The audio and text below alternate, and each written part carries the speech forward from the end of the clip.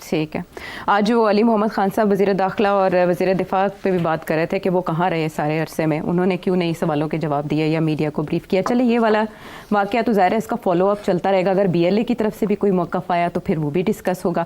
हम आगे चलते हैं और ज़रा मामलात की तरफ आते हैं जो वफाक और सिंध हुकूमत के दरमियान लटके हुए हैं। नहरों का मामला, 6 कैनाल्स का मामला, ग्रीन पाकिस्तान प्रोजेक्ट, उसको लेके शुरू में ऐसे लगा कि आसिफ अली जरदारी साहब ने सरेंडर कर दिया और मान गए और कोई सिग्नेचर वगैरह हो गया है ऐवान सदर में। ये बात सिंध के कौम परस्त रहनुमा कहते हुए दिखाई दिए और खामोशी भी थी। लेकिन यकदम वहाँ पर जब प्रोटेस्ट शुरू हुए सिट साहब, तो अब आसिफ अली जरदारी साहब ने जॉइंट सेशन से खिताब करते हुए आपने जो प्रेडिक्ट किया था वो तो वहाँ हुआ, PTI का एहतजाज भी, आसिफ अली जरदारी साहब ने गवर्नमेंट की परफॉर्मेंस पर भी बात की, लेकिन यकदम उन्होंने ये मामला भी रख दिया। जॉइंट सेशन से बात करते हुए उन्होंने क्या कहा, उनके अल्फाज सुनाते हैं जी। It is therefore my constitutional duty as a president, my personal obligation as a patriotic Pakistani to caution the House and the government that some of your unilateral policies are causing grave strain on the Federation. In particular, the government's unilateral decision to carve out some canals from the Indus River system despite strong opposition from federating units. I, as your president, cannot support. I urge this government to abandon this correct first proposal and work together with the stakeholders to come up with a viable, sustainable solution based on unanimous consensus among the federating units. अच्छा सिर साहब, इतना शोर था कि बात समझ नहीं आ रही, लेकिन वो कह रहे हैं इत्तेफाक राय से ये मामले का पायदार हल निकाला जाए। और वज़ीर आज़म ने भी बिलावल भुट्टो जरदारी साहब को यकीन दहानी कराई है अपनी मुलाकात में। राना सनाउल्लाह साहब ने इस पर दिलचस्प बात कही है जी। इस वक्त कोई इशू नहीं है और अगर कोई बुनियादी तौर पे इशू इन फ्यूचर बन सकता है तो वो पानी का मसला है, जिसके ऊपर मैं समझता हूँ कि पार्टीज की सीनियर लीडरशिप को बैठ के जो है वो उसके ऊपर कोई फैसला करना होगा। सिर साहब, ये नहरों वाला मामला है क्या, अगर आप एक्सप्लेन करें। यार ये नहरों वाला मामला नहीं है, ये पानी का मामला है। कालाबाग डैम से कहानी शुरू होती है कि एक मौक़िफ़ ये है कि कालाबाग डैम जो है वो हमें सख्त ज़रूरत है उसकी, सारे पाकिस्तान को जी। दूसरा मौक़िफ़ ये है कि कालाबाग डैम के साथ सिंध को जो पानी जाता है वो पंजाब को चला जाएगा और सिंध का नुकसान हो जाएगा, बस मोटी बात जी। इसलिए सिंध के अंदर एक ओपिनियन है जो कि सिंधी पब्लिक ओपिनियन है, एथनिक पब्लिक ओपिनियन है, जो कि वहाँ की गवर्नमेंट उसको जो भी होती है उसको इग्नोर नहीं कर सकती कि कालाबाग डैम जो है वो सिंध के लिए ठीक नहीं है, तो इसलिए नहीं बनने देते। यहाँ तक कि जनरल मुशर्रफ का दौर था, उस वक़्त भी बन सकता था, उस वक़्त तो कोई सवाल जवाब नहीं होते थे, फिर भी जनरल मुशर्रफ ने ये फ़ैसला नहीं किया कि जी कालाबाग डैम बनाना है, ठीक। हालांकि आपकी इस्टेब्लिशमेंट, आपकी ब्यूरोक्रेसी सारे ये तस्लीम करते हैं कि कालाबाग डैम जो है वो पाकिस्तान के लिए मुफीद है जी, मगर सिंधी नहीं मानते।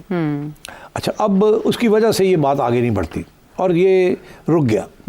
वो भी पानी का मसला है। अब पानी का मसला है क्या? पानी का मसला ये है कि पाकिस्तान और इंडिया का भी पानी का मसला है और सिंध और पंजाब का भी पानी का मसला है, और इंडिया के अंदर भी जो प्रोविंसेस या स्टेट्स ऊपर हैं पानी के करीब, उनका एक मौक़िफ़ है और जो नीचे हैं उनका दूसरा मौक़िफ़ है। तो ये हर जगह पे ऐसी है कि पानी जो है वो एक रफ्तार से आता है, कहीं से आता है और उसकी इतनी कैपेसिटी होती है और वो फिर यहाँ डिस्ट्रीब्यूट होता है। तो जो लोग आखिर में, दरिया के आखिर में होते हैं, उनको कब मिलता है? बिकॉज जिनको सबको ज़रूरत होती है ऊपर वाले वो पहले ले लेते हैं कैनाल्स बना के, ये ट्रिब्यूटरीज बना के। तो इसलिए वो जो नीचे होते हैं जिन्हें लोअर राइपेरियन कहते हैं, लोअर प्रोविंसेस जहाँ पानी, वो हमेशा कंप्लेन करते हैं। ये हर जगह पर ऐसे ही है। और तो इसको हल करने के लिए फॉर्मूले लोगों ने बनाए हुए हैं कि जी इस वक्त आपको इतना मिलेगा, इस वक्त में। मगर प्रॉब्लम ये हो रहा है कि क्रॉपिंग पैटर्न्स चेंज होते जाते हैं, from season to season, from time to time, from decade to decade. Season change होते हैं, क्रॉप एकरेज चेंज हो जाती है। कभी फैसला ज़्यादा हो जाता है गंदम लगानी है, कभी कहते हैं शुगर केन लगानी है, कभी कहते हैं राइस लगानी है। अब शुगर केन और राइस ज़्यादा पानी लेती हैं, तो फिर जगह उनके एकरेज बढ़ती है, क्योंकि शुगर केन भी एक्सपोर्ट के लिए करते हैं कि अब जितना आप बन ले उसके बाद हमने एक्सपोर्ट करनी है। राइस भी हम एक्सपोर्ट करना चाहते हैं। वीट तो मर के उतनी बनती है जितनी आपको ज़रूरत पड़ती है, थोड़ी बहुत। पहले इंडिया चली जाती थी, फिर अफगानिस्तान चली जाती है, और कभी कभी इम्पोर्ट भी करनी पड़ जाती। तो ये सारे इश्यूज़ चलते रहते हैं। और जो नीचे वाले लोग हैं ना, यहाँ सिंध, उनका हमेशा कंप्लेंट रहती है कि हमें पानी पूरा नहीं मिलता। प्रॉब्लम ये होती है कि कभी पानी पूरे से भी ज़्यादा मिल जाता है और फ्लड्स आ जाते हैं, और कभी पानी पूरा नहीं मिलता, और जिसकी वजह से सिंध के इलाके के अंदर जहाँ दरिया समुद्र में जाता है, वहाँ समुद्र दरिया के अंदर आ जाता है, और वो सारे इलाके जो हैं उनके अंदर समुद्री पानी आ जाता है, जिसकी वजह से वहाँ की सारी जो मरीन लाइफ है और जो एग्रीकल्चर है वहाँ वो तो अफेक्ट हो जाता है। तो कॉम्प्लिकेटेड इश्यूज़ हैं। असली बात क्या है, पानी की शॉर्टेज हो रही है। सही अमाउंट ऑफ पानी एट द राइट टाइम, सही जगह पे, वो दिन ब दिन प्रॉब्लम बनता जा रहा है, जिसकी वजह से पानी के ऊपर झगड़े शुरू हो गए। और ये पाकिस्तान और इंडिया के दरमियान भी है, क्योंकि इंडिया ऊपर दरियाए झेलम के ऊपर उन्होंने डाइवर्ट कर रहा है। हालांकि दरियाए झेलम जो था वो पाकिस्तान को मिला था, झेलम और चनाब पाकिस्तान को मिले थे, और इंडस, और निचले दरिया जो है वो इंडिया को मिले, सतलुज, ब्यास, रावी, वो ड्राई हो गए। जितना इंडिया को पानी चाहिए होता है वो ले लेते हैं, जो नहीं चाहिए होता वो छोड़ देते हैं। वो यहाँ आ जाता है थोड़े बहुत, कभी फ्लड हो जाते हैं, कभी नहीं होते, but that is not the issue है कि झेलम के ऊपर भी इंडिया ने बना लिए हैं डैम्स, और हम गए हैं वर्ल्ड बैंक और उधर इंटरनेशनल कोर्ट ऑफ जस्टिस और डिस्प्यूट सेटल करने के लिए, मगर वहाँ भी हमारा केस कमज़ोर है, क्योंकि वो कहते थे जिसने पहले बना लिया उसका हक होगा। हमने नीचे झेलम के करीब बनाना चाहा मगर नहीं बना पाए, उन्होंने ऊपर बना लिया, वो पानी ले गए। तो ये वहाँ भी लड़ाई झगड़े चल रहे हैं। और ये by the way India Pakistan का मैटर बहुत सीरियस है, किसी वक्त बहुत सीरियस इसके कॉन्सिक्वेंसेज हो सकते हैं, क्योंकि जिस मूड में इंडिया है उस मूड में इंडिया बहुत सा पानी आपका रोक सकता है। ठीक, तो अब झेलम स्पेशली एंड चनाब, तो अब यहाँ भी वही मसला बना हुआ है। अब ये है कि वो कहते हैं कि पंजाब, ये जो कैनाल्स बन रही हैं, सिंध वाले ये कहते हैं कि ये कैनाल जो बन रही है ये पानी दरिया सिंध से लेंगे। ठीक, पंजाब वाले कहते हैं हम तो सिंध से ले ही नहीं रहे, हम तो झेलम और चनाब से ले रहे हैं। ठीक, सिंध वाले कहते हैं मगर झेलम और पंजाब तो चनाब आगे आके सिंध में आ जाते हैं, तो उधर से पानी लें या दरिया सिंध से ले लें डायरेक्ट। आखिर में तो दरिया सिंध से लेना है, बिकॉज दरिया सिंध का ही पानी, वो पानी जो दरिया सिंध में जा रहा है वो कम हो जाएगा जब आप ये कैनाल्स लेंगे। और ये कैनाल जो हैं ये आप पंजाब के लिए ले रहे हैं, और ये एक सारा जो सिस्टम बना हुआ है इस वक्त पानी डिस्ट्रीब्यूशन का, वो तब्दील हो जाएगा। ये उनका कंप्लेंट है। तो अब यहाँ क्योंकि ये प्राइवेट सेक्टर में ये जो सारा इलाका जो है, इसको जो पानी देने का प्लान बन रहा है, ये प्राइवेट सेक्टर में कमर्शियल फार्मिंग करने के लिए बड़े बड़े सरमायादारों को और बड़े बड़े इदारों को दिया जा रहा है ये इलाका। तो एक तो ये भी रेजिस्टेंस है कि ये उन्हें इसके अंदर कौन ये सारी ज़मीन क्यों दी जा रही है, किसको दी जा रही है, ये इसमें किसका क्या इंटरेस्ट है, and so on and so fourth. और ये कमर्शियल फार्मिंग के बेसिस के ऊपर ये एक और DHA टाइप चीज़ तो नहीं बननी शुरू होगी, जैसे वहाँ रिसोर्सेज डाइवर्ट करते हैं यहाँ भी कर रहे हैं। और एक माहौल भी तो बना हुआ है ना इस मुल्क के अंदर इस वक्त। तो मैं समझता हूँ कि इस किस्म के इश्यूज़ हैं। अब राणा साहब ये कह रहे हैं कि ये पानी का इशू है, ये बैठ के तय करना पड़ेगा, और ये करना पड़ेगा तय। ये कनाल का मामला नहीं है, मैं कब से कह रहा हूँ कि कनाल्स के ऊपर भी लड़ाई झगड़ा होगा। अच्छा। और क्योंकि एक माहौल है कि जी वो पंजाब वाले ये करते हैं, सिंधी ये कहते हैं। अब पीपल्स पार्टी का जो मौक़िफ़ रहा है, पीपल्स पार्टी ने शुरू में तो इसके ऊपर कोई ऑब्जेक्शन नहीं किया। यहाँ तक हमने सुना कि जरदारी साहब ने कहा कर लो कोई बात नहीं। मेरा ख्याल है शायद उनका भी कोई इंटरेस्ट होगा इस प्रोजेक्ट के अंदर, उन्होंने भी ओके कर दिया। मगर वहाँ जो सिंधी नेशनलिस्ट हैं और जो नेशनलिस्ट ओपिनियन है उन्होंने शोर डाल दिया।